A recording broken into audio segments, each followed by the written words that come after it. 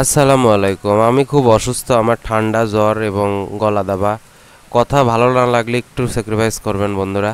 তো যাই হোক, আমি দু এক দিন আগে বাড়ির থেকে আসতেছিলাম, আসার পথে ইন্ডিয়া এদের সাবরি বলে, বাংলাদেশে এদের কি নাম আমার জানা নাই। কিছু বাইকাররা এদের দেখেন আমার সামনে দিয়ে খেলতেছিল, এই দেখেন এই দেখেন কি বাউলি।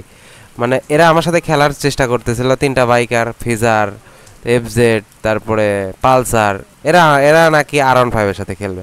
আর যাই হোক, আমি ডাবলিং ছিলাম, তাই আমি আসলে এদের সাথে খেলি নাই, আর আমি খেলার ছেলেও না। কারণটা হচ্ছে যে ভাই, আমি বাইক নিয়ে কখনোই, এটা অনেক ব্যস্ততম একটা রাস্তা, এই জন্য আমি দেখা 40-50-এ যাচ্ছিলাম।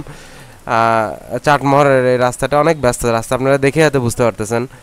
আর এমনি ফ্রি রাস্তা হলে হয়তো বা আমি 60-70, এটা আমার অ্যাভারেজ স্পিড। আমি কখনোই, আমি আমার সে কম সিসির বাইকারদেরও আমি সাইড দিই। আমার সামনে দিয়ে একজন টান মেরে গেল, এটা দেখে যে আমি তার সাথে রেস করব, এই চিন্তা আমি কখনোই, আমি আমার বাবা মাকে কথা দিছি, আমি অনেক ভিডিওতে এই কথা বলছি যে আমি এইভাবে আসলে কোনো সময় এই চিন্তাধারা মাথায় নিয়ে যে ওর সামনে যেতে হবে, এই চিন্তাধারা মাথায় নিয়ে আমি কখনোই বাইক চালাই না। আসলে আমার 4 গিয়ারেও ওরা একজনও পারবে না, যারা আমার যে 3-4টা বাইক আমার সামনে রয়েছে। কিন্তু তারপরেও আমি কিন্তু ওদের সাথে এরকম ওদের সাথে জিত করে যে আমি ওদের সামনে যাব, তারপর ওভার স্পিডিং করব, এগুলো আমি করি নাই।